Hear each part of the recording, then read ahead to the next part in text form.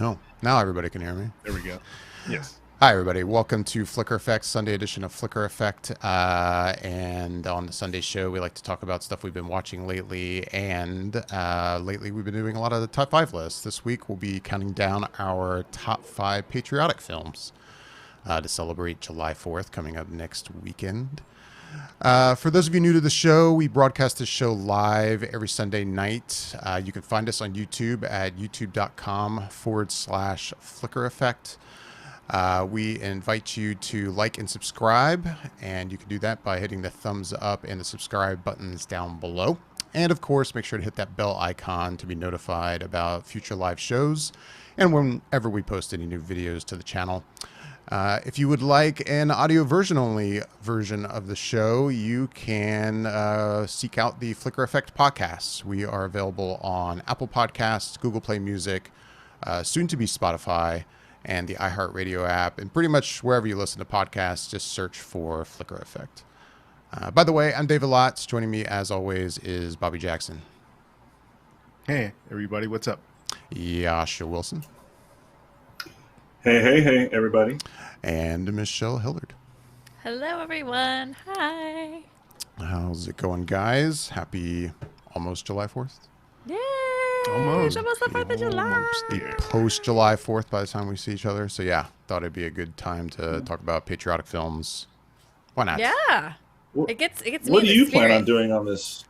Yeah, what do you plan on doing on this exciting 4th of July where we cannot go outside and do anything? I plan as a Floridian to not actually go outside and do anything. That's all I can say Yeah, for me too. myself. I can speak wholeheartedly on that, and I Yeah. will not be doing anything as well. Right. I mean, I'm thinking some burgers and some brats and some like at-home fireworks. Right. That's about it for me. Yeah. That's fine. Yep. That'll do. That's what's happening. Yeah. Basically. Let's be real. Well, let's get things started. We'll talk about some stuff we've been watching lately, and I don't know who wants to go first. You, Bobby, or Yasha, the guys that watch stuff. I'll Actually, defer to Yasha this week. well, you know what? I'll start off by saying I shouldn't say I don't watch anything. I watch stuff I've seen before, which Yes. mainly I because don't of understand that. well, it's because of Well- watching stuff with the kids. Like I watched, for instance, Oh, that makes sense. yesterday for me turned into kind of a retro day. We ended up, me and the kids watched Ready Player One. They hadn't really seen that in its entirety before. I think my son had seen it in parts, but we sat and watched the whole movie. I was actually surprised how much they enjoyed it. I was glad to see how much they enjoyed it. And I was going to say, I don't remember like what I said on here back when, we reviewed the movie. I loved the book, or at least the audiobook that I listened to.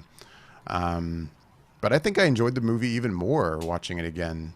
Like maybe, that's cool. and maybe because now I'm a little farther away from the book. Like, don't get me wrong, I still remember almost every detail of that book. So I still can see the differences. But now, not that the differences bothered me, but maybe they bothered me less. I don't know. I really enjoyed the movie this time. Like, I really, really liked the movie this time. Wow. So that was nice. And then we have been watching Back to the Future movies, and then we watched Back to the Future 3 last night, finally. And they seem to really like that, too. My son seemed to like it. I don't know about my daughter. But... So I did watch That's stuff. the one. That's the one movie that I watch it in less rotation compared to the other two. The third one is, I don't know. It throws me off. I don't mind it, but it definitely doesn't get as much play as the first two for me. You know, it's funny you say that. So I recall when I was growing up as a kid, I always loved the first one and the second one. And I loved the second one because it was like, it's the future, and I thought it was Right. really cool.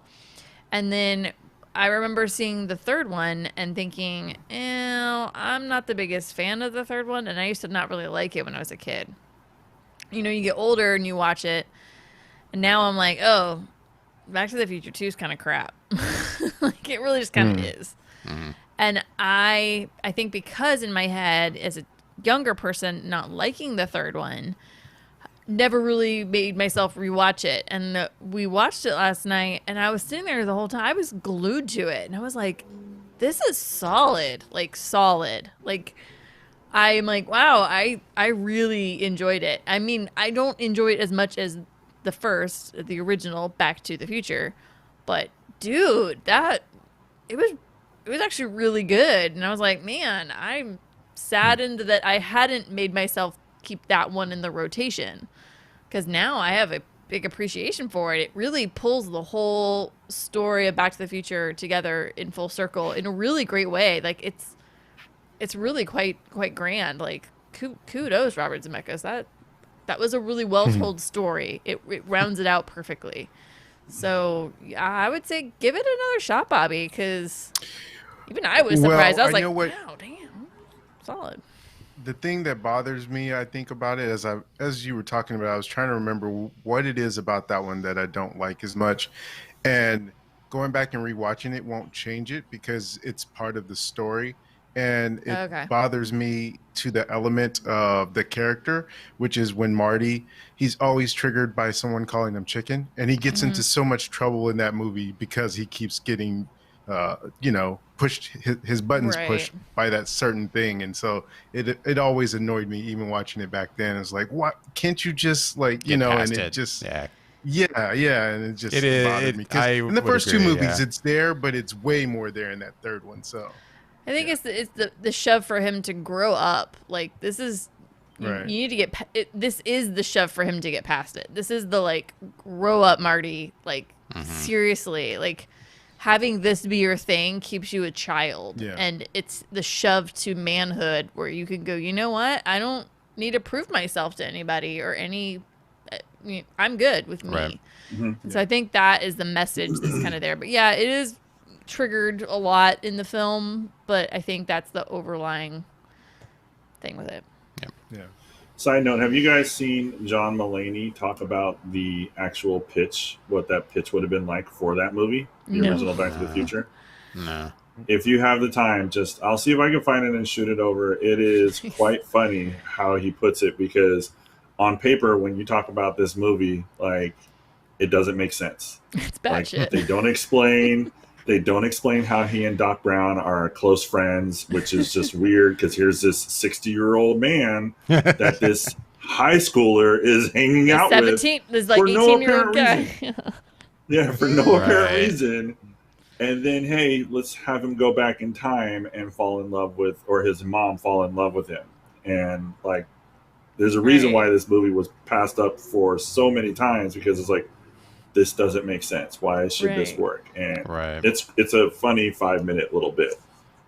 Have to check it out. John Mulaney always has like a really interesting view on things, and sometimes he points things out. I'm like, that's actually really spot on. He's a great storyteller. He is a Yes. great storyteller.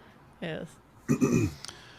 All right. So, other than the stuff I've watched that, yes, I've seen before, for you guys watching new things, Yasha, how about you? What have you been watching this week? All right, I'll dive in, and I'm going to give a review that I think Bobby might be a little interested in. I watched and finished Raising Dion, which Oh. was a story based on a little boy who discovers that he has powers, and his mom is trying to figure out how to deal with and navigate these powers and make sure that he's okay and where they came from. And they're going up against, if you look at that poster there, basically a lightning man. I'm not going to give away the actual name that they started calling him, because it's kind of fun to learn that in the story. I liked it. I'm looking forward to the sequel. There are definitely some annoying parts and aspects of the show that were really hard to get through, particularly his mom and how this little kid was acting and behaving. Maybe it's just me in the era that I was raised in, but there's a lot that I would not have been able to get away with in regards to how this little boy behaves. But it was entertaining. It's a very, very easy watch. It's about an hour an episode, but it really flies through it. The story kind of holds up. It's fun. You kind of explore the idea of where these powers came from, who had them. Michael B. Jordan is also in this movie, or this show. He has a cameo. He probably filmed all his scenes in maybe a week, like, because he's not a huge part of the story or part of the development of these characters, but at the same time being a very big part of the story. So I enjoyed it. For the most part. Bobby, I think that you'll enjoy it. I think you'll have some problems with some of the character development as well as I did. But for the most part, you can sit there and be like, yeah, this is a really easy watch, and I'll definitely get through it. Nice. Anything else? Yeah, I started a docu-series called Home Game on Netflix, which is just obscure sports from around the globe. Holy shit, this is such a fun show. Like, this is such a good show, especially if you're a sports lover, like I am, and watching some of these things. There is a sport, and they were smart to put this as their first episode. The first episode is some ancient sport that's been played in Italy for a couple of thousand years. It's 27 people against 27 guys against 27 guys. There's only 5 teams, and they only play once a year, 2 games a year, if you make it to the finals. And basically, it is rugby without rules. Like, that's the best way that I could put it. And I don't mean like, oh, you can tackle and slide tackle. It's like, no, like, they legitimately go after each other and start fist fighting and slamming the shit out of each other in the game.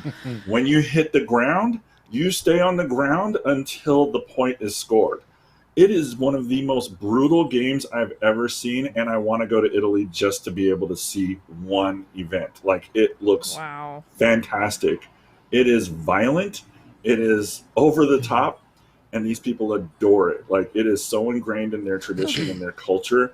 Like, it's just cool. I want to rewatch the episode because I felt like I could learn more just doing and watching it again, even though it's only a 30-minute episode. But Home Game is just a real fantastic dive into some of the obscure sports throughout the world, throughout the country. They went to Scotland and did a lot of the Scotland games when it comes to like throwing logs and that sort of thing.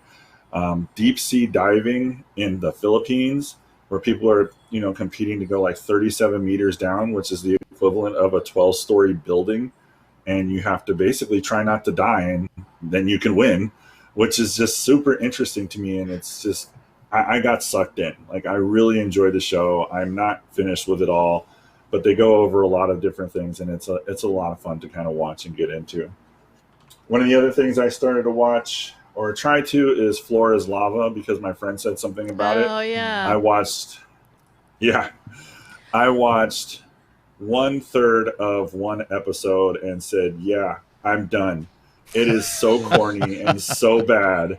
I'm just like, I can't continue with this bullshit. Like, this is just like, even the personalities even that they got onto the show to try and make it interesting. I was just sitting there. I'm like, yeah, this is really dumb. Like, maybe this is above out of my age group. Like, maybe this is be great for like teenagers or very young adults. Yeah. Like, that's kind of adolescents. what I was thinking.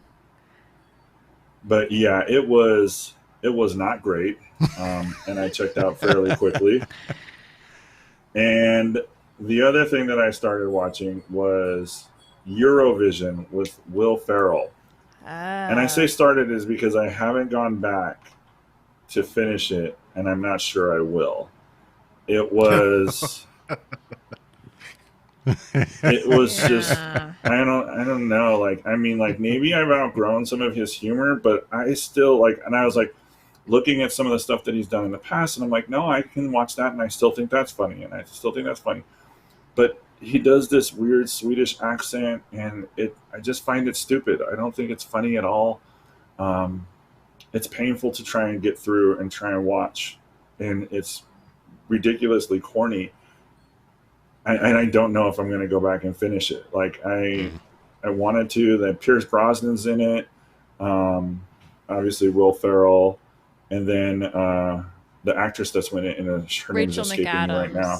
Yeah, Rachel McAdams. I love her too. I love all the actors and actresses that are in this, and I'm still just like, I don't know if I can keep watching this. Like, this is just, I'm not laughing, and I'm wasting time watching it. Like, it's that kind of like visceral effect. It's not that I hate it.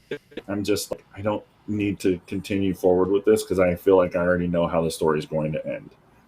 He's going to get on the show, and he's going to do an amazing performance, and everybody's going to love him. Boom, it's done. And the last thing I kind of want to touch on very quickly is the coup d'etat, Scott Pilgrim versus the World. Oh, I started watching that again last week because David mentioned it again, and it's one of his favorites, and he can always go to it. It's so good. Yeah, you don't disappoint. It doesn't disappoint. I thoroughly enjoyed it the second time that I started watching it. I haven't finished. I have like 20 minutes left of it, but I found myself laughing at everything, like the lines, the editing, the directing, the music. When the villain pops in, like Chris Evans is so good in that movie. Like it's ridiculous. I'm thoroughly enjoying it, and I'm gonna finish it. You know what? I'll probably start it again for background noise because I found it that enjoyable, and some of the one-liners are just so great. And Scott Pilgrim just being so ridiculous, just like is absolutely amazing. Especially when she changes her hair color and he just freaks out for no reason. Like I thought that was fantastic. But yeah, I'm thoroughly enjoying watching Scott Pilgrim versus the World again, and it just reminds me of why I enjoy Edgar Wright so much, and the writing and the directing, and I'm looking forward to finishing it. And yeah, so it holds up. It definitely holds up, and that's pretty much a wrap for me. Nice. Well, it was good timing too. It's the 10th anniversary of Scott Pilgrim. Sometime this summer. I don't know the date, but yeah. I'm glad you rewatched it. Bobby, how about you? What have you been up to? You've been watching. So, yeah, not as much as Joshua, which is kind of rare for me, but Weird. I did get a couple things. Weird. Just say it. I always manage to watch something. It's just a matter of how much. And typically, the reason why, if I don't watch a lot of different things, it might be because I'm watching one particular thing as a series.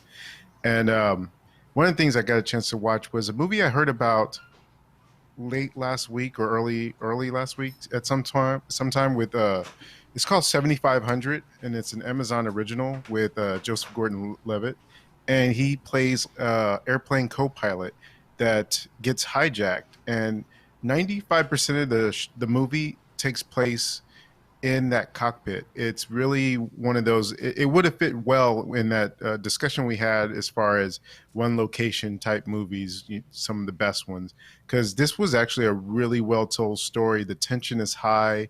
What I found really interesting about it, oddly enough, everyone who's flown on a plane, you kind of always wonder what's going on with the pilot and co-pilot when they're there before the flight ever takes off. And it really feels like they had a consultant on board for that part of it, because they're talking all this lingo that's probably familiar to anyone that's in that industry. But the way they do it, and it seems so natural, and they're talking about each other because they've never flown together with each other before. So they're finding out a little bit about each other while they're doing all these flight checks and everything. And it just sounds so technical and so real that it grounds everything right from the start. And then as they take off and then the hijacking starts, that's when everything and the tension rises and ramps up, and the stakes become super high. But it was solid. I really enjoyed it a lot. And it just came out of nowhere to me. I don't remember hearing about it ahead of time, any kind of previews for it. It was just by happenstance that I think I was looking on Twitter or something, and someone mentioned it, and I was like, oh, okay, I'll check it out. And I did. And it was thoroughly one of those high intensity type movies, if you're into that. And also that one location setting kind of thing really made it that much more intense. But I thoroughly enjoyed it. That's really good to hear. Yeah, I because, wanted to watch that. Yeah, it's getting a little bit of talk, and it's the first movie that Joseph Gordon-Levitt's done since like 2016. Like that's a big gap, and so for him to have this be the thing that he bites onto first I think that says something, because I really enjoy him as an actor. I think he does really great work. Mm-hmm. So for He's him good to in kind it of too. for him to kind of hang out and wait to do something this long and then do this film, and it's an Amazon film, or Amazon, right? Yeah. Yeah. So for it to go straight there, and I don't know, I think that kind of says something about the quality of the film and the script. So no, I've been curious to watch this one. Yeah, it's really good. Nice. One of the other movies I got a chance to watch, this was something that It's available on rental, and I remember hearing about it, and I think I texted about it because it was a movie that sounded kind of interesting. It's called Becky, and it has Lulu Wilson and Kevin James and Joel McHale in it. And really, if you want to get down to the conceit of it, Kevin James plays an escaped convict and a Nazi, neo-Nazi, and he's looking for something. And he comes across this family that he believes can help him get what he's looking for. But his plans kind of get a little bit astray when Becky, who's not part of the initial aspect of what happens to the family, she begins to kind of go after these guys who have really gone and sort of terrorized her family. And it's if you would really want to think of it in a way that makes sense, it's like Home Alone on steroids because it's really a rated R and version, and there's gore and violence there that you wouldn't see in a Home Alone movie, and it's played seriously as opposed to the laughs and everything that you get in a Home Alone. So, and it's just so weird and so kind of cool to see Kevin James play something completely different than anything I've ever seen him in before, because he's the comedy guy. So you always know him from doing something that's funny or silly or being with Adam Sandler or something like that. But this is him being menacing, and he pulls it off very well. So this was a solid film. I wouldn't say it's super great, but it was a solid watch, and it was like $4 on Amazon. So it's an easy watch. How was he as the bad guy? He's good. He's good. I think he did a really good job, and to me, it says that he can definitely do other roles out there if he so chooses. He doesn't have to just stay in that comedy lane. Honestly, I think he can definitely do more things. That's That's promising. Nice. Something else I got a chance to watch. It just actually started back up again. Was the second season of Doom Patrol. The first season I had just barely caught once it premiered on HBO Max and really dug it a lot. And the second season dropped on Thursday with 3 episodes. So I've watched the first 3 episodes. And for anyone who hasn't really watched it, Doom Patrol is based off a DC comic, and they are a misfit group of people put together to form a superhero team, but they're an unlikely superhero team because they have a lot of issues, and those issues kind of hold them back from being real superheroes. And not beyond that, just the fact that they frequently don't get along with each other just because of their own issues. So it's like, how do you make these group of people not only do good, but be better people themselves? And a lot of the issues that they had in the first season carry over into the second season, because even though they made progress with themselves in that first season, there's still a lot of baggage that they carry, and that is explored even more in the second season, other than there being a new wrinkle of a twist with a villain. And 3 episodes in, it's already as solid as the first season was. And so now the episodes will start coming out weekly, and I'm already going to be watching those as they come out, because I really just dig this show. It's just different than any of the other superhero stuff that's out there right now. It's like I mentioned when I first talked about the first season, it's akin to Umbrella Academy or The Boys in that kind of feeling when I watch it. So if anyone's interested, and if you have HBO Max, and I do believe it's on DC Universe Zap. I'm not sure because I don't have it, but for sure HBO Max, it's there, and I would suggest it because it's pretty good. Nice.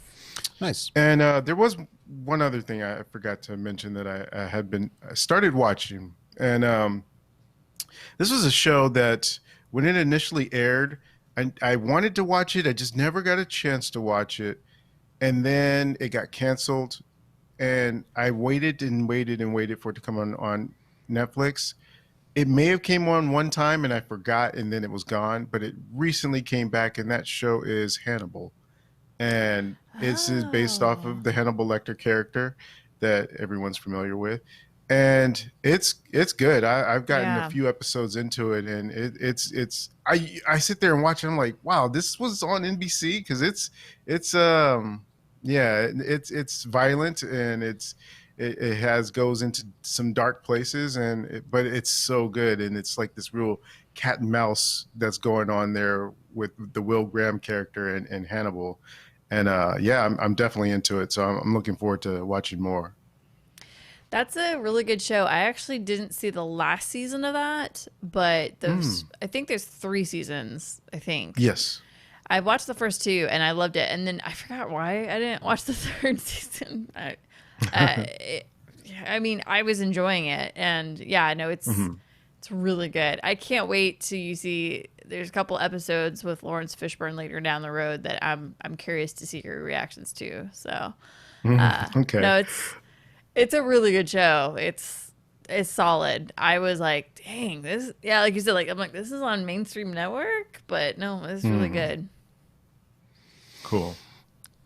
Anything else? What Yasha's speaking, but I couldn't hear him. I think you were. I'm sorry. I was into it when it first came out, and I actually checked out because it was just a little bit too much for me. I started to get Yeah, I know you don't like the gore.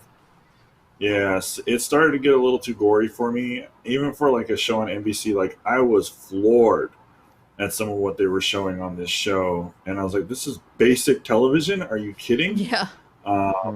And it wasn't that I wasn't liking the whole cat and mouse situation and everything like that. And I've thought about revisiting it since it's available on Netflix again, and I don't think I'm going to because it really started to just kind of turn my stomach a little bit. I just thought it was really gross. Like I didn't like it, and I thought after a while it stopped getting away from the story, and it was more there for shock value, which is something that I battle with American Horror Story. Like American Horror Story, I really enjoy those series, but sometimes I think that they go more for the shock value of what they're able to put on television and get away from what the story might actually be. And that's something that I try and fight through when it comes to that, because when they do get to the story, it's really good. Right. So I get that. So yeah, Bobby, anything else for you, or No, that's it. that's it? I guess Michelle, that's right. You didn't watch anything, right? I didn't. I'm a slave to work right now. Like that's where I'm at, but it's all good. All right. Well, with that, I guess then we will move into our top 5 list for the week. Yay! And we've kind of been going around the table. Yasha, it's your turn next, but we're going to hold off on your top 5 lists until next episode because we figured with Thank July God. 4th coming up this coming weekend, why not do like a themed top 5 based on the holiday? So, Michelle, you had the idea of doing top 5 patriotic films. Whoop, whoop. good one. That's a good one. It'll be. Yeah. I'm curious to see our lists because as I started to think about it, what you consider patriotic can be so broad, and I guess I'm curious to see what everyone here, the 4 of us, considers patriotic. I guess normally if we are doing this list and it's somebody's turn to come up with the list, they'll go last, and that kind of determines the order. We don't really have an order here, so I figured I'll just go first and start with number 5, if everyone's cool with that. Are you gonna put your cool clip art that you have? It looks so cool. My cool clip art. Yeah. What cool clip art? Oh. Yeah. Oh, You're well, the typing thumbnail. up The your official thumbnail. Oh, well, yeah. Yay! Top 5 patriotic movies. Yes. There's the thumbnail. It puts us in the spirit. Gosh darn it. All right. It puts us in the spirit. Yeah. So, top 5 patriotic films. I figured I'll go first if you guys don't care. And yeah, when it comes to my list, I guess I tried to think about, 5 movies I would want to watch around July 4th, basically. And, there's a lot of movies I'm sure I could think of that aren't on this list, but these are, I don't know, I guess the top 5 that came to mind. And, yeah, for me, the first one had to be a comic book film, Captain America: The First Avenger. Oh. And, yeah, I don't know. Like at first I was like, I'm going to put a comic book movie on here, but it's a solid patriotic movie. And I don't know that I've actually gone out on my way to watch it like on July 4th. like certain other movies that are on this list, but yeah, it's to me it's solidly patriotic. So yeah, Captain America: The First Avenger. That's my number 5. I think it's a good one. I mean, and the patriotic theme can really go pretty broad. Like it can be anything from, I'm thinking more American patriotic. So it could be anything in my head that could be from like the Revolutionary War, or even honestly, if you really want to get into it, it could be something from like when we first, came to America and kind of, took over from the Native American Indians that were here. But no, it could be, Revolutionary War, it could be, Civil War, it could be any other kind of like war movies throughout the history of America.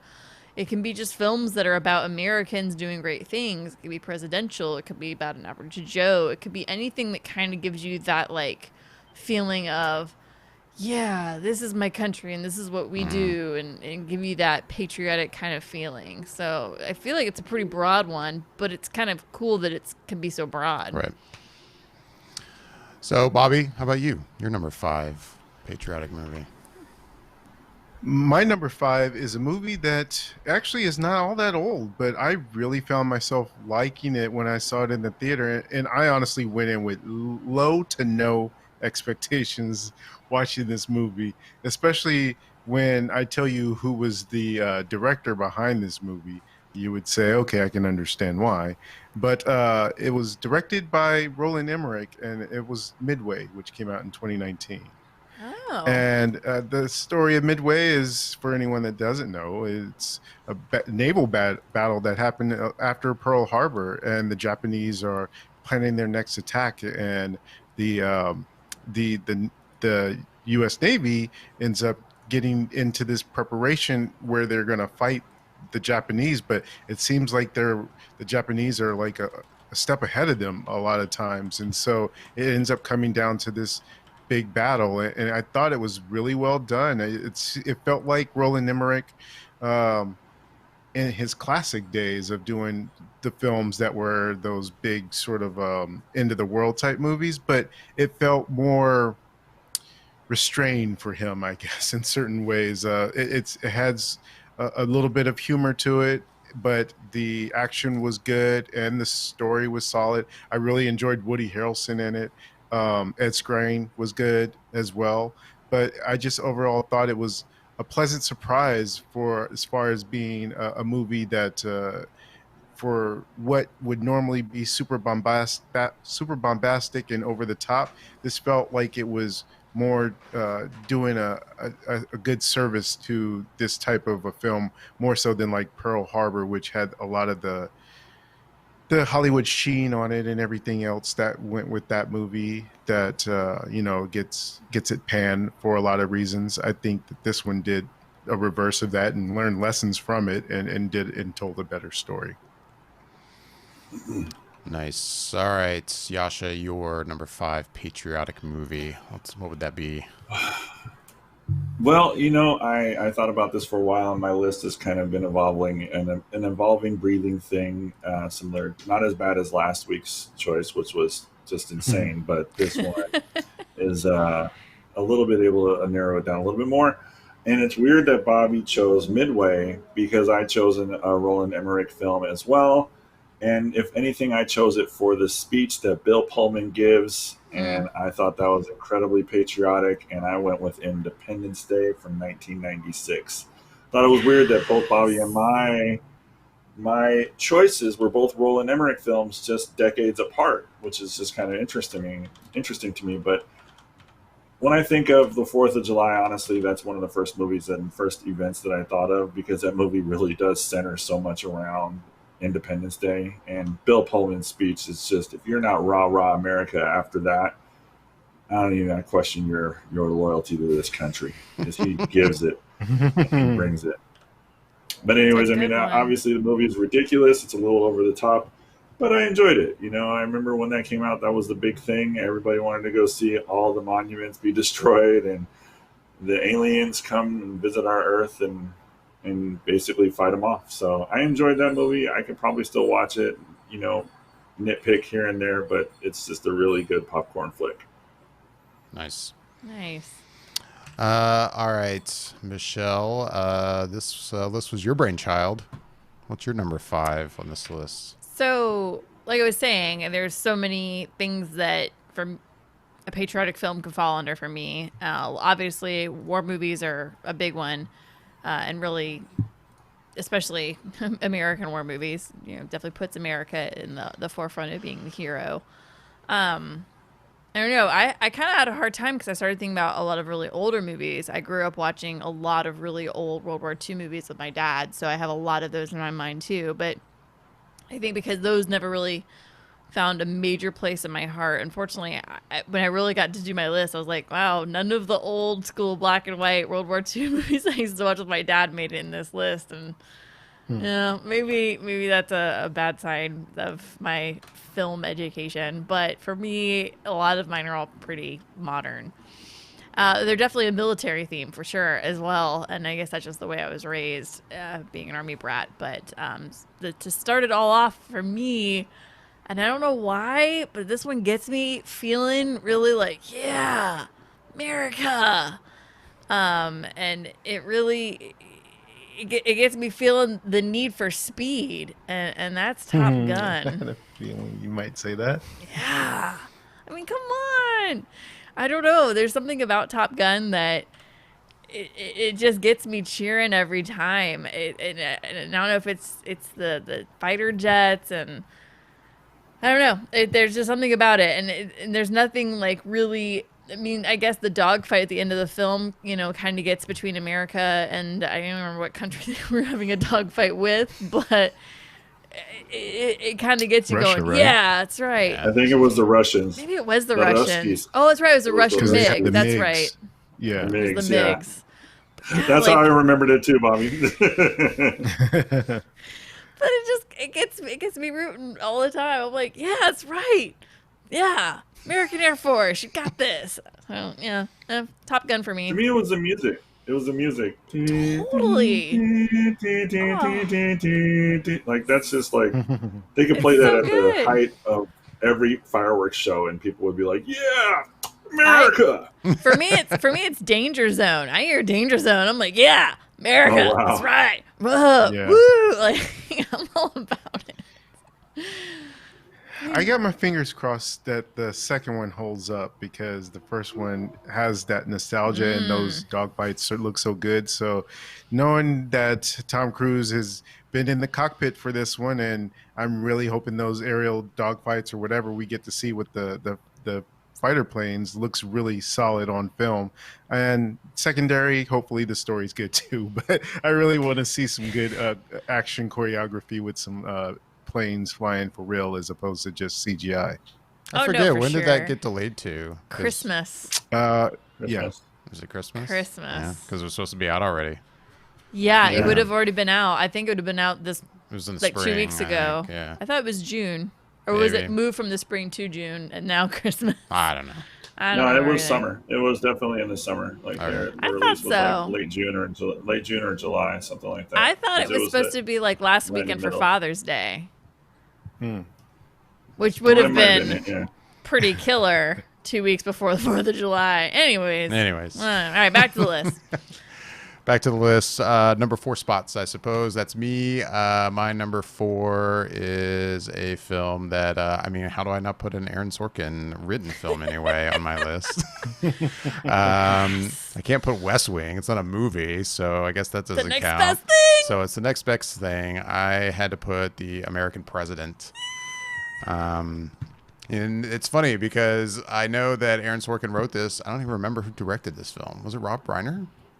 No, I've Maybe? never even heard of this. I'll one. take a look. Never even heard of this Keep, movie? looking keep it up talking. right now. Keep talking. I I'm have looking not. right now. I'm All looking right. right now. Anyway, The American President. It's, I don't know. Yeah, Rob I mean, Reiner. Yeah, I What was that? got that off the top of my head. I don't know. It's just like as soon Yeah. as I was saying, "Hey, I can't remember the director," and then that clicked. And anyway, yeah, The American President. I mean, it's So an Aaron, good. it's an Aaron Sorkin written script. It's solid. It's entertaining. Yeah, it's not patriotic in that it's like about military. It's not that kind of film, but it's about the White House, about the president, and I enjoy it. It's a really good film. I like it. I actually I actually kind of like it. For me, it's kind of a chick flick for me. Yeah. Because I'm kind Yeah. of picky about I chick kinda get that. flicks. And so it's like, for me, it's like this interesting, like, chick flick slash, like, political film. And I really like that combination. I don't know. It's a good one. I like that movie a lot. Yeah, I get that. Bobby, your number 4. Okay, my number 4. It's so hard because certain people, you can't help but to like their stuff, even if they're not necessarily good people.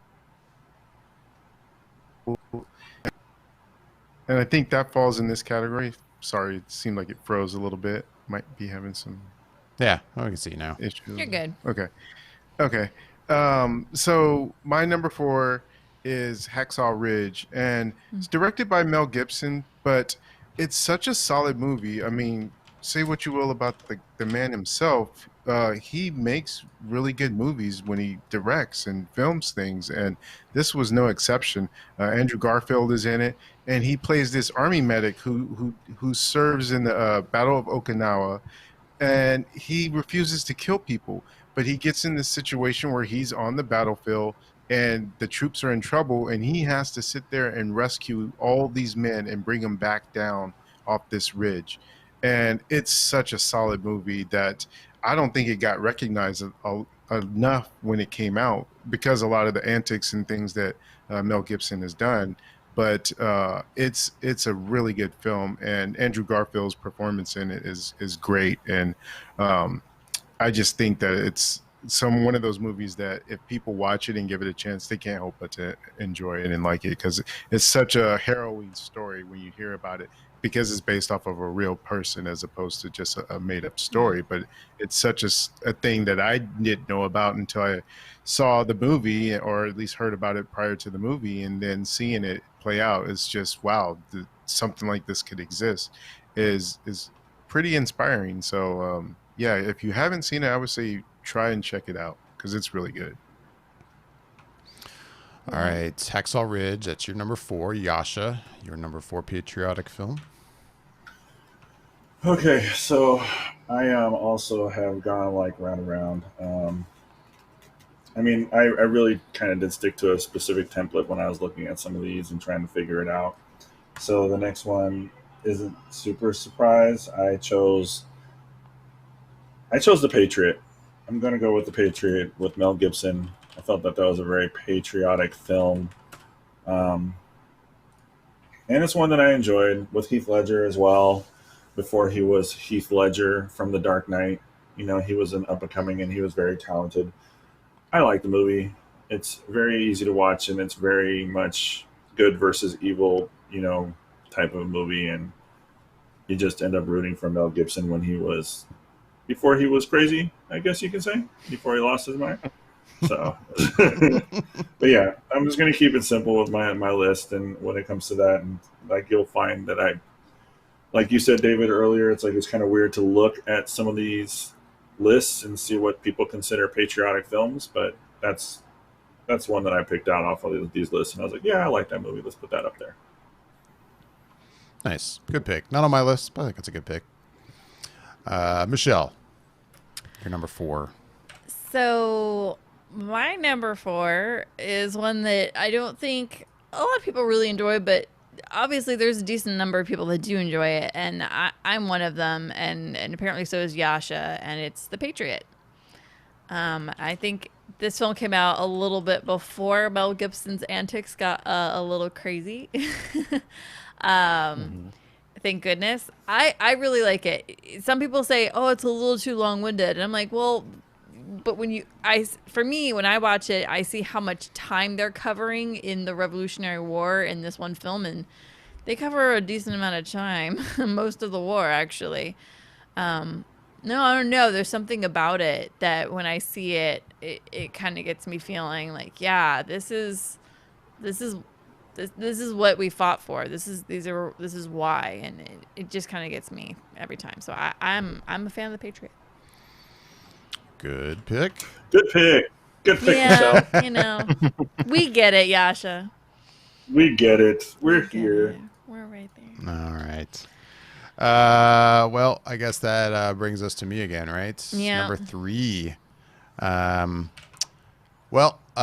number 3 film. It's a movie I mentioned recently. I think I talked about this movie in the podcast not long ago, and I don't remember why I brought it up. I think, or maybe it was off air. I don't know. Anyway, this is a movie I've always really enjoyed, and in a lot of ways, I feel like at least lately, it doesn't get enough credit. Like I feel like I don't hear it mentioned much.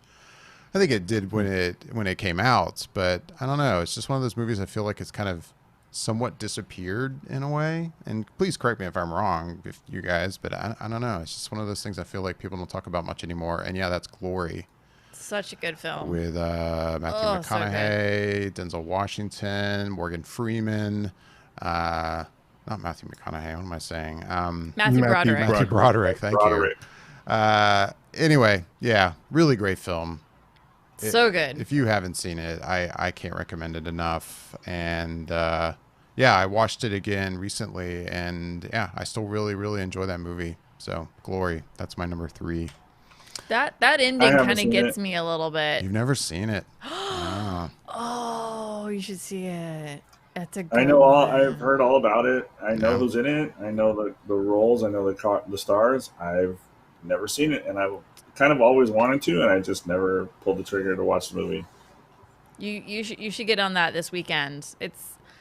It gets me a little bit at the end. I kind of get a little like verklempt. I'm like, oh gosh. Ew.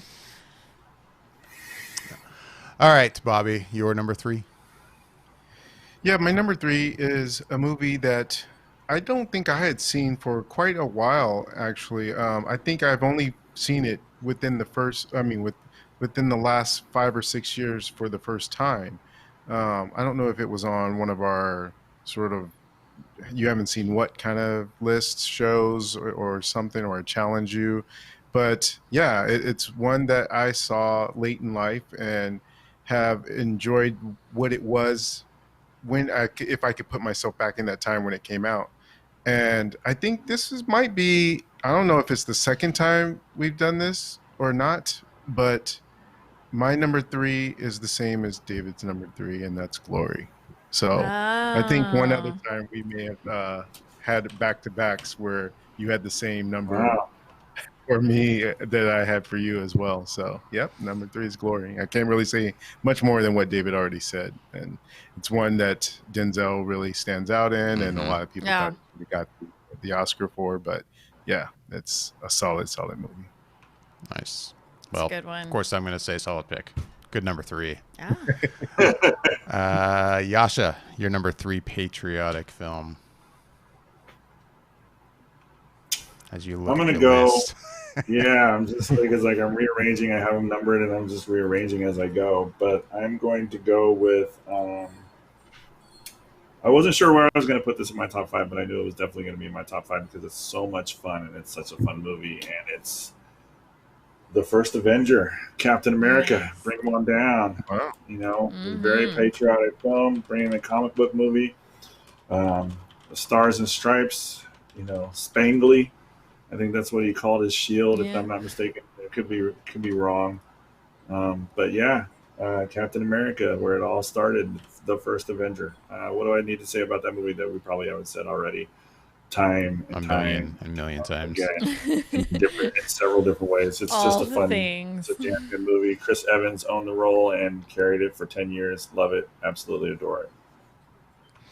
And It's a good honestly, one one. other thing about that that I don't think people give enough credit to, or at least maybe forget about, is that Hugo Weaving as Red Skull, I just think is Yeah. super great in that. Yeah. And yeah, it's unfortunate that he didn't want to do that anymore.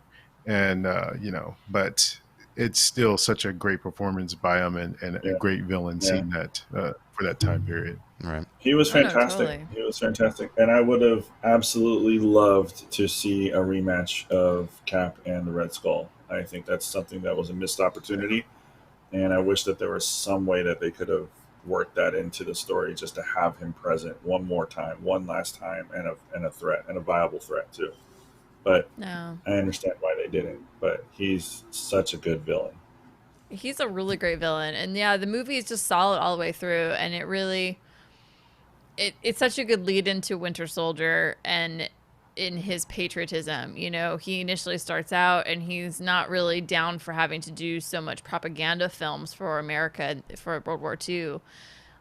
He really just wants to be out there fighting on the front lines. And then you get Winter Soldier, and then you get Civil War. And like, it's interesting to see Cap's transition and his thought processes on everything constantly through all of the changes in time with him. And this movie sets it up really well. Absolutely. All right, Michelle, your number, what are we on, 3?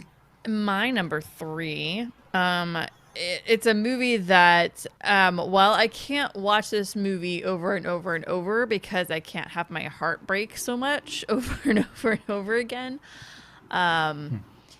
Because I think for me, it really kind of, it wears on me, it wears on my heart, but I also really love this movie and it moves me every time I see it.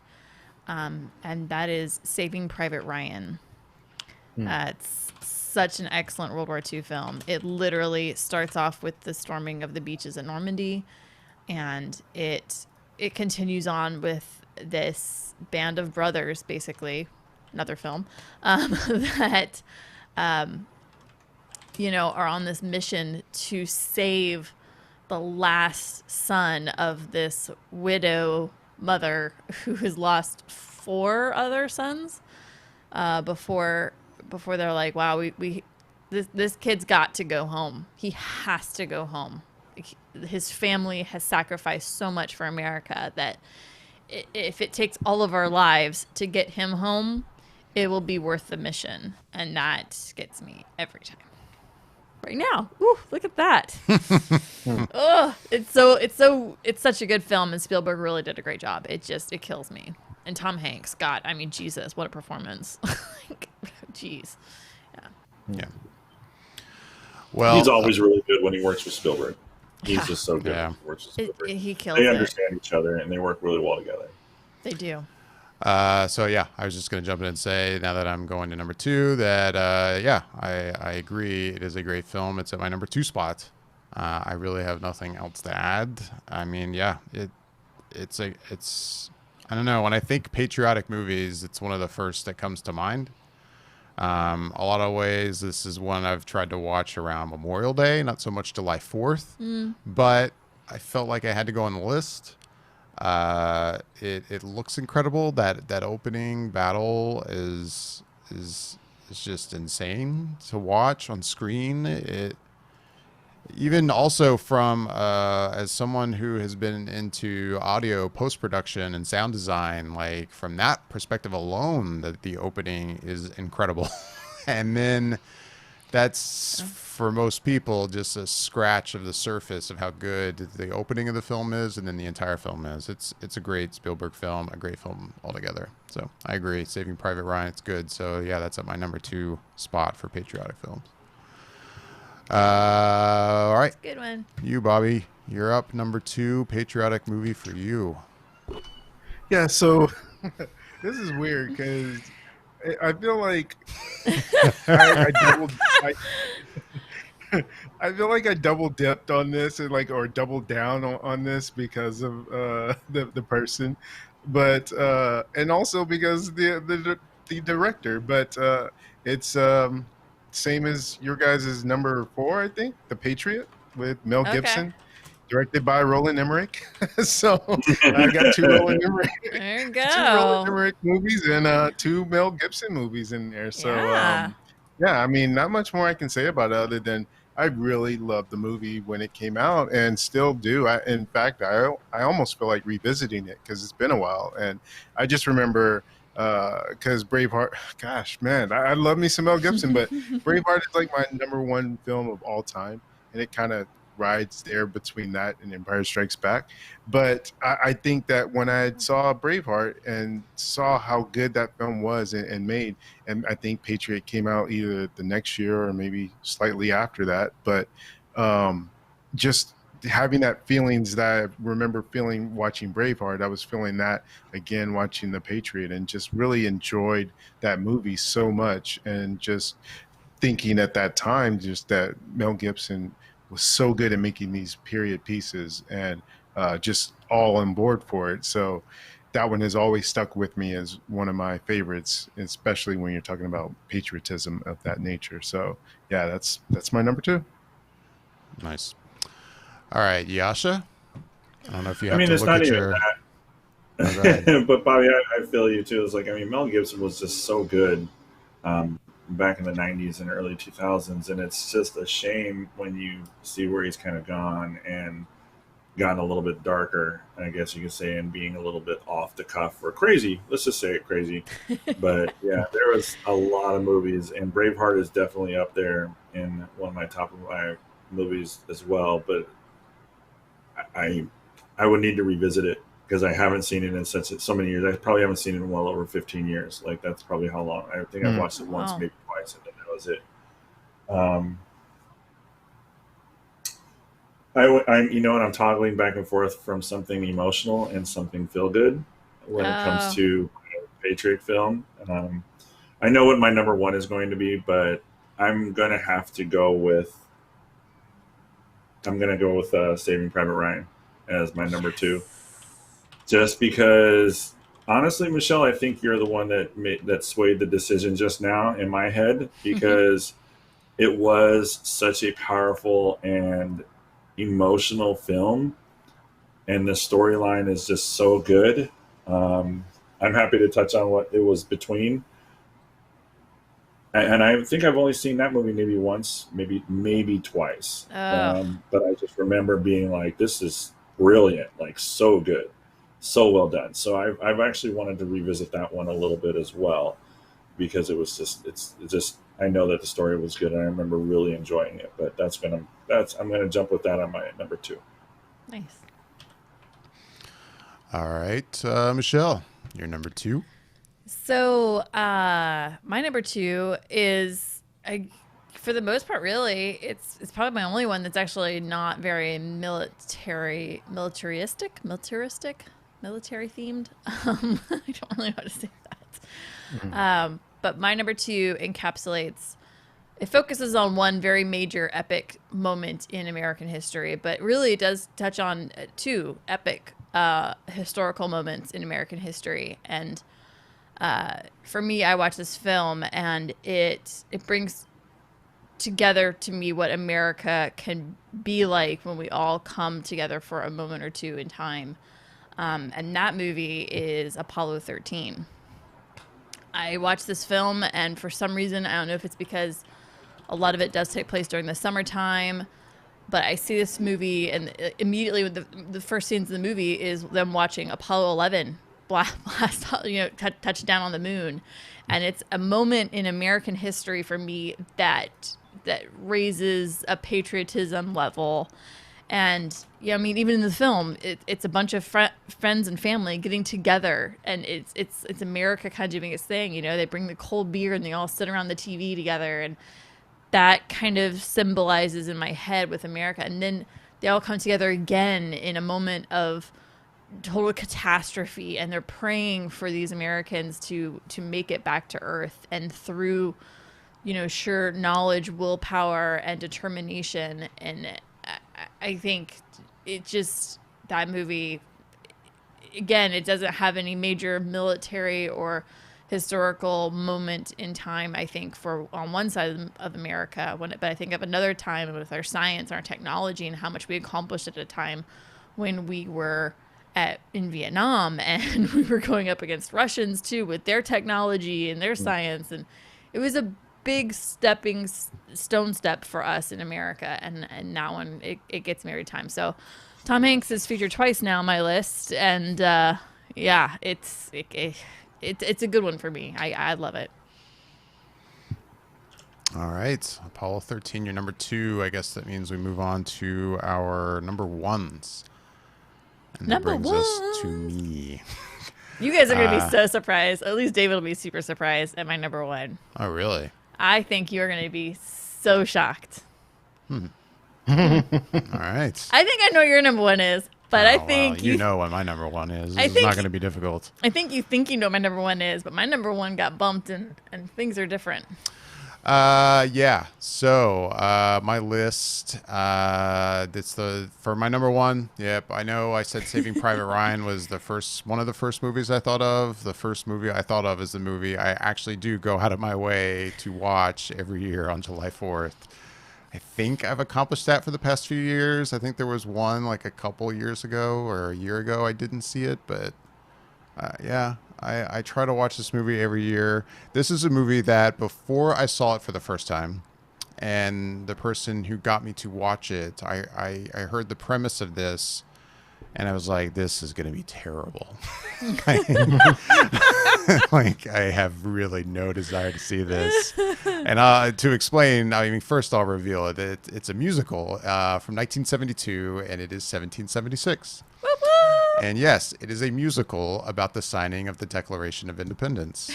And when I heard that premise, I was like, this is going to be really bad. Like, really a musical, like congressmen singing and like history, like mixed with song. And I'm like, this is going to be terrible. And you know what? There's probably a lot of people that think it is terrible. I thoroughly enjoy this movie. I've always really liked it. And not to say it is perfectly historically accurate, but I will say it's actually, for the kind of film it is, being a musical, it's actually decently historically accurate, I would argue. Yeah, there's some liberties taken for sure. But it's more historically accurate than I think I expected out of a movie like this. And it stars William Daniels in the lead role of John Adams. Most people would know him from Boy Meets World. Not a lot of other actors that you might remember. Ken Howard plays Thomas Jefferson. I honestly couldn't name anything else he had been in other than he pops up once in West Wing. But yeah, it was on stage. I think it won the Tony for Best New Musical when it was on stage. And yeah, like I think it was on stage and they had it in movie form only like 3 or 4 years later. And I thoroughly enjoy this movie. I like watching it every year on July 4th. I will watch it again this year. I don't care. I like it. And it's my little July 4th kind of tradition at this point. So, yeah, 1776. That's my number one film. It's totally your July 4th tradition. You do watch it every single year. I do. And I think the year that you're hazy on it is the year that you wound up having to put it on so late in the day, which is when the barbecuing started and the fireworks festivities with the kids. And so it's like you didn't get to really watch it that year, but it was on. So you got to kind of watch it in passing while doing barbecue duty. And so, but no, you watch it every single 4th of July. I try. And you love it. And now I'm starting to love it. Perfect. I've never hated it, but I'm now officially starting to love it. And now I know these songs, and I never listened to the soundtrack to this Broadway show on my off time. And now I've seen it enough now that I know some of the lyrics of the song. So, yeah, it's a thing. Good. All right, Bobby, what's your number one patriotic film? Patriotic? Yeah, I feel like with what you guys were just saying about 1776, that maybe for a new generation that Hamilton will be that thing that they will watch and be their 4th of July tradition, especially since it comes out this week on Disney Plus. Friday? Yeah, Friday. I think. Yeah, so looking forward to that. My number one, though, is, look, I guess I'm just going for the trifecta here of Roland Emmerich because it's Independence Day. I must really like Roland Emmerich more than I realized because 3 of his movies made my top 5. And it's a classic movie. I can't really say much more than what Yasha said other than to add just that it was, for me, the first movie, well, for everyone, I think, that started Big Willie style. And I think after that, it was like Will Smith owned the 4th of July weekends because his movies would drop and people would go. And it was the first movie really that blew him up in terms of him becoming the superstar that he became.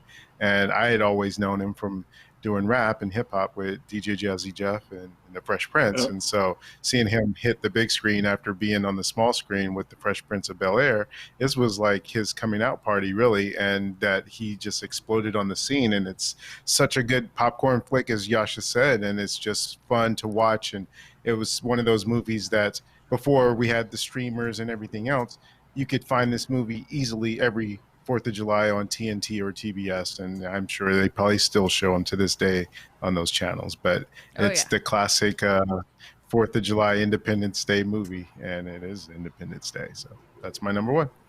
Very nice. Yasha, that leads us to you.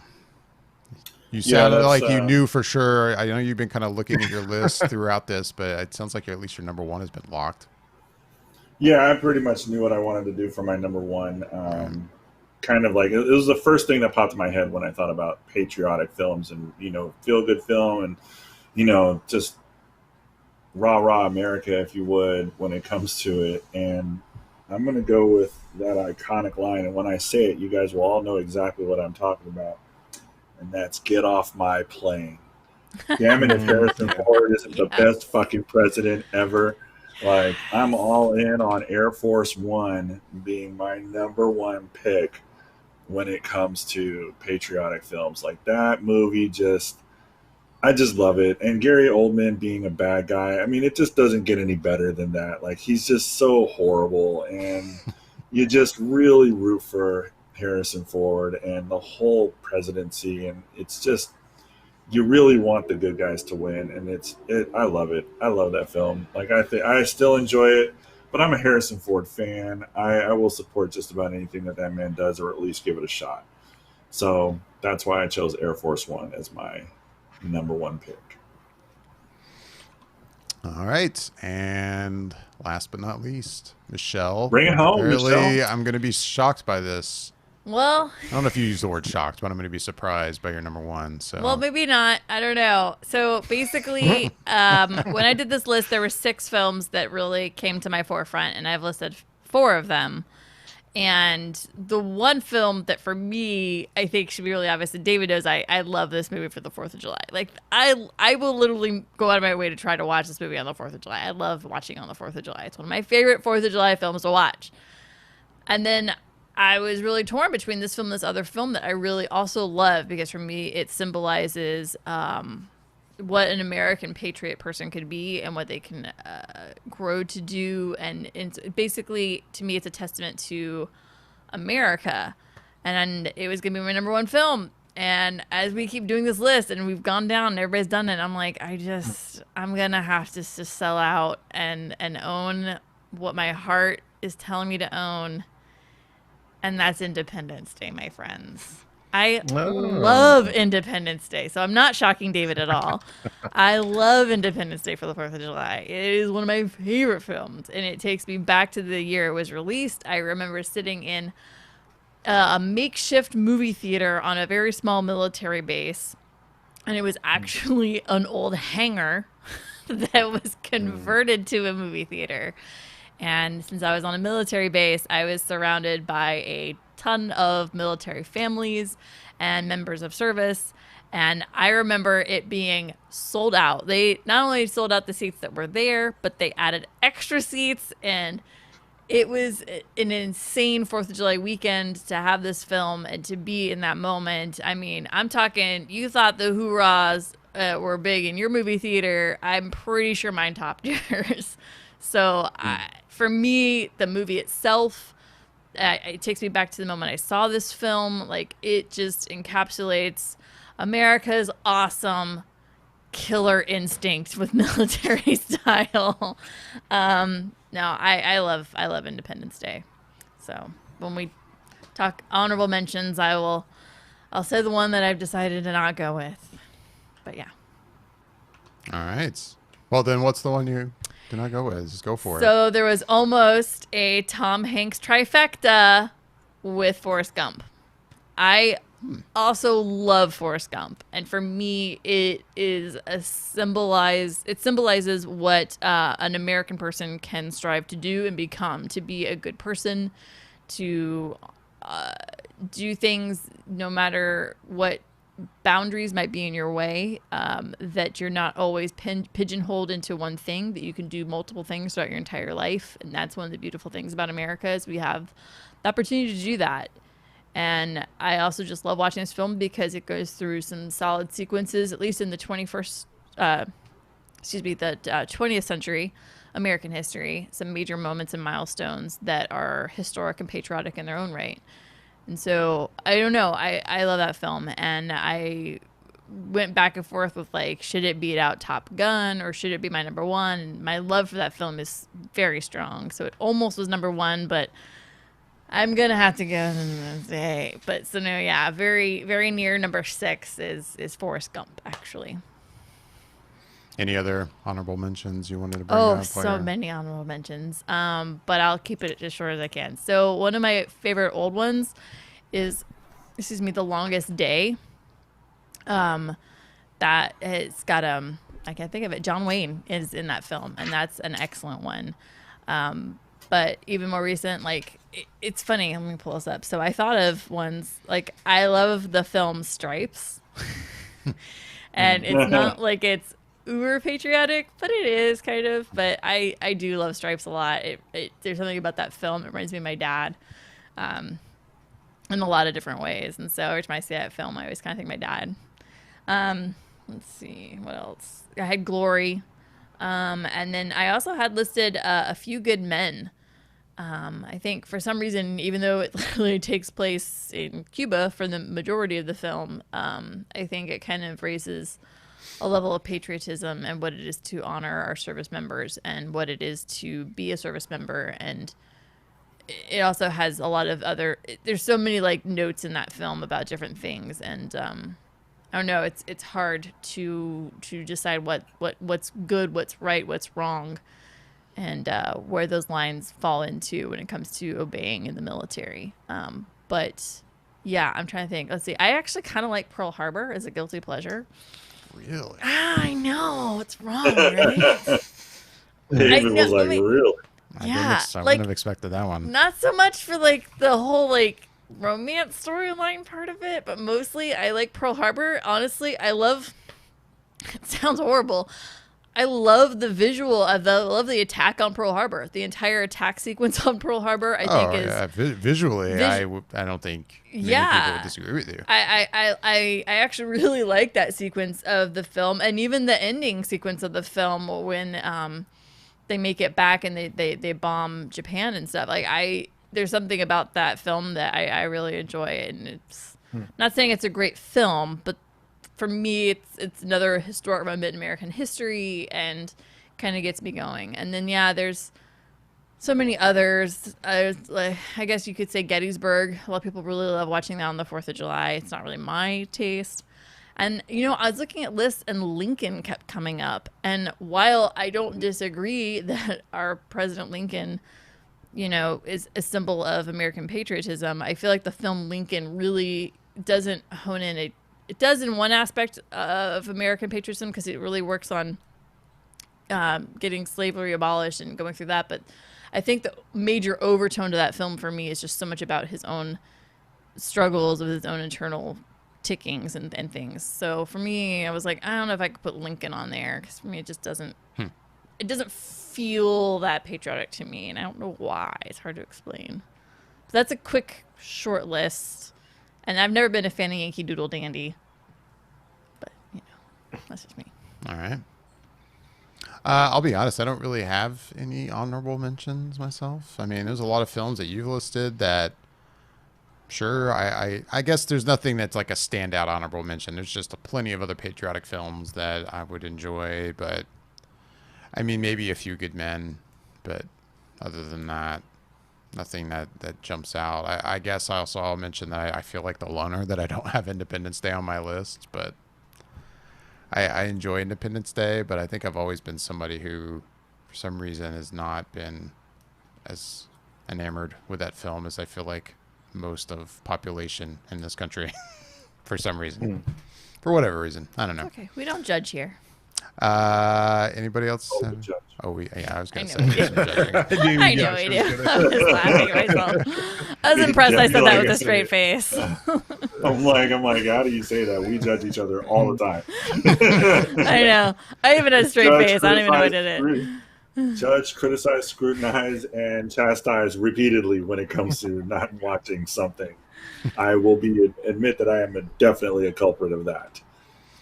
Yasha, you have any honorable mentions you want to bring up real quick? Yeah, the one honorable mention that I want to bring up, I'm not going to make this list really long, but the one honorable mention that I had was basically between Captain Saving Private Ryan and another film. Like I went with a more emotional heartstrings movie. The other one I was looking at was Argo. Like that movie was Mm. just brilliant in its own right and just very powerful. And you felt so I like it when a movie can make you feel like the weight being lifted off of your chest when it comes to resolution and things are good and things are going to be better or on the way to being better. And that's the feeling that I got when I watched Argo is that you're just so relieved that it was ending the way that you wanted it to. And I thoroughly enjoyed that movie. I thought it was fantastic. Good one. Good. And Bobby, any honorable mentions? Yeah, a lot of what you guys already mentioned. One that particularly stands out for me is Patriot Games, but also along those Good one. lines. And I don't know, since we had something kind of broad there, another one that I believe Tom Clancy is the Hunt for Red October, which I've always enjoyed that one. Maybe on the outskirts of being patriotic, but. There's one Roland Emmerich movie that I didn't put down, but I put down the movie that was sort of like it as an honorable mention. The one Roland Emmerich one, which I didn't like, is White House Down. But the one that I did like was Olympus Has Fallen, Mm. which was sort of that same sort of tone and vibe, essentially, with Gerard Butler. But the Jamie Foxx one with Channing Tatum was no good. That was the one that Roland Emmerich did. So that one's not there. But the other one, this definitely is stretching beyond the limits of our category and the spirit of it.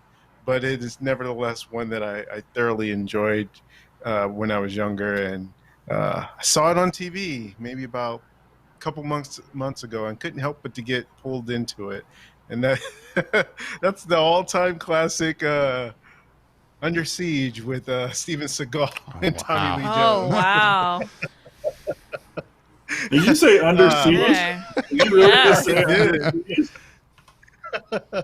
Wow. All right. Yeah. Rock on. There we Rock go. on Under There we go. Siege. That's why it's an under. I mean, it's a honorable mention as opposed to an actual one on the list because Yeah, for it's sure. out there. Which is fair. Which is a fair honorable Yeah. mention. We all have a guilty pleasure. That Right. being one of them. For sure. Yeah. That's it. Oh, I All think I right. just got an idea for Oh, what's that? for the top five. No, I'll bat it around a little bit. And I'll let you I was know. going to say, you could reveal it right now, man. No, I'm He not doesn't want to entirely commit. sure. I don't want to commit to it. I want to think about it a little bit more, maybe another day or so, and then we can. I'll reveal. But I think Bobby just gave me a really good idea for a top five in his All brain. right. So, real quick before we go, is anybody going to watch a film on anybody's list that we haven't seen that you're like, you know what, I'm going to check that out this week or this weekend for the 4th of July? I'm trying to think. I'm if gonna there try was and watch. Oh, go ahead. Oh, go ahead. No, I I was was just gonna just say I'm gonna watch Glory because it sounds like everybody is. Damn it!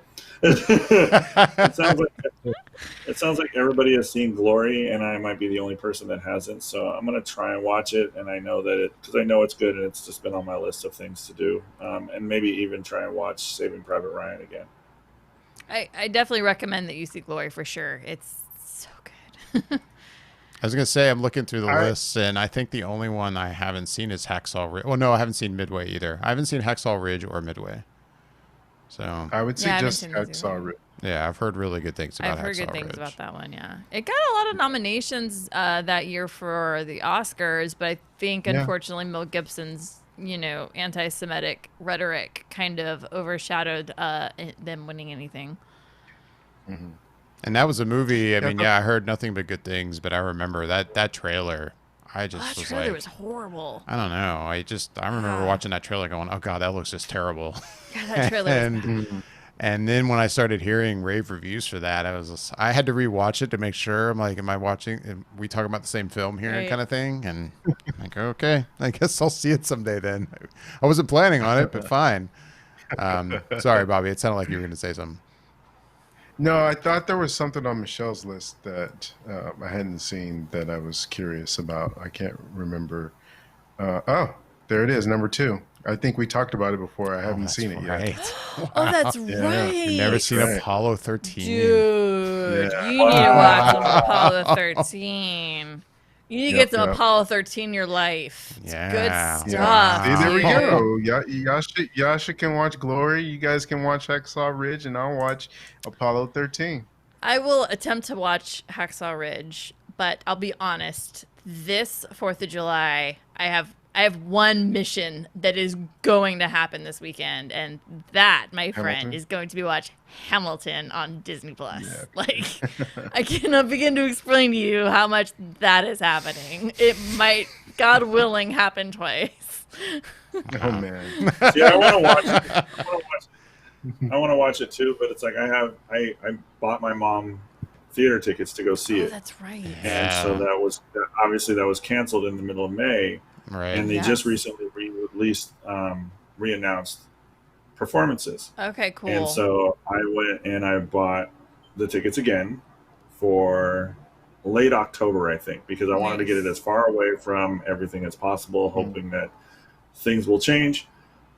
So I'm going to try and hold out to see the live performance first, and then come and watch the Disney Plus version. Even though I'm sure it's fantastic and I'm sure it's beautiful, I really want to see it in the theater how it's supposed to be seen first. I think that's a wise choice to wait to visually see it as a play when you go to see it at the play.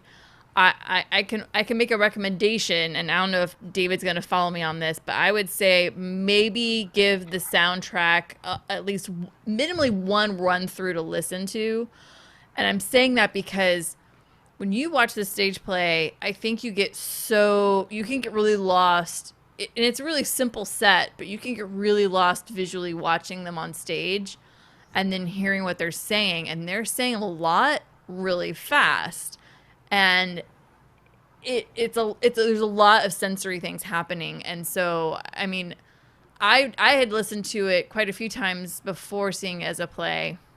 I'm glad I did, because I was able to really immerse myself in the visuals and just enjoy the stage play itself. And I had taken David, and he hadn't listened to a thing. So he saw it totally I fresh. had made a point to never listen to it because I've experienced musicals on stage before where I had never heard the music before, and I was really glad I hadn't, and I really enjoyed like watching it and hearing it all for the first time. Yeah. And I would say with Hamilton, I don't think it's so much was a thing about the visuals. Like, I don't think the fact that I was also having to like pay attention to the choreography that was happening on stage, I don't really think that had anything to do with it. I think it's more just the nature of this kind of music. There is a lot that they're saying very fast, and that was the part that as I watched it on stage, I found myself going, man, I wish I had heard this before. Like at least once. Just once. Like, and See, then in the I- future with other shows, sorry, but in the future, if I encounter another musical that I've never seen before and I know I'm going to get to go see it, I still will probably resist listening to them ahead of time, kind of in general. But Hamilton, after having done it once, I will say I kind of wish I had listened to it once. But if you It's still- don't, Yeah, no, I think it's fine. I get that. I've held out this long and Right. want to go in completely fresh. So like I have that same mentality that you had, David. Like if I'm going to go see it, then I want to go in like I'm just heard about the play, and I will watch the play without having any influence whatsoever, and just know that I'm going to watch the play. Mm-hmm. And if all goes well, like I'll watch the movie and watch the play, and then I will probably come home and watch the play on Disney Plus because it's going Right. to be there. Right. Yeah. Oh, I'm excited for you. Are you have any interest in watching it on Disney Plus, Bobby, or are you gonna try to wait to see it on stage and then do that? No, I always had planned to watch it on Disney Plus because I knew that there was probably no chance I would get to see it live. So I knew that going to go have the opportunity once it was going to come on Disney Plus, that would be my shot at seeing it. So, and I've heard some of the songs and music from it, but not the whole thing. But yeah, I'm anxious to get a chance to finally sit down and watch it. Yeah, I'm super excited because I love it, but also because I'll get to actually watch it with the original cast. So for me, like I'm really jonesing to see this. And the fact that it's coming out on July the 3rd for the 4th of July weekend about one of our founding fathers of America. I mean, come on, people. This is awesome. I'm a little excited. A little bit. A little bit. I think I'm mostly curious, too, to see now that, I mean, obviously, a ton of people have already seen Hamilton on stage, but a ton of people haven't. Yeah. And now, just like that, basically, it's going to open up. I mean, as long as you have a subscription to Disney Plus, it's going to open up to everybody. Yeah. And I'll be curious to see kind of, you know, just the dialogue about for all these people who haven't seen it before, suddenly seeing it for the first time, and the general thoughts on it. I'll be curious if there's a lot of people who will go, "Oh, that's the movie or the musical everyone's been raving about." Meh. Like, knowing how people are, I won't be shocked if there's a lot of that. Like, I feel like that's gonna happen for sure. Yeah. I'm sure people will be like, "Oh, this is what everybody's been talking about for years." Man, okay, I guess. And I think that's gonna be the consensus afterwards, which makes me sad, but whatever. I love it and I'm excited. Right. So. There you go. There you go. Well, yep. Happy 4th of July, guys. Happy 4th of July. We're gonna wait. Before we go, David. Oh, I think I just remembered. Have you watched any more of Breaking Bad? I have not. Okay. No, I was just curious. I just wanted to know. No, I will get to it too soon though, because I'm enjoying it. But yeah, sorry, I have failed. No, I was just curious, and after I asked, I remembered you saying that you were going to leave your review till you finish the series. So I at least until I get a bit farther. Okay. I may not wait till the very end, but after having watched that first episode of the second season, it's hard to explain. But there's something like I got this impression, like, hey, maybe I should. I have a thought, and I don't want to say my thoughts yet until I watch them more. That's all I'll say. Okay. Keep our secrets hard to explain. With that, we are going to wrap things up. As always, we would love to hear back from everyone watching and listening. If you're here on YouTube, please leave a comment below. As I mentioned earlier, you can like or subscribe by hitting that thumbs up or subscribe button down below. And for everyone listening to the podcast, getting us any other way, reach out to us on Instagram and Twitter at Flickr_effect. You can find us on flickereffect.com. And I think that basically covers it. I'm David Lott. I'm Bobby Jackson. I'm Yasha Wilson. I'm Michelle Hillard. Thanks for listening and watching.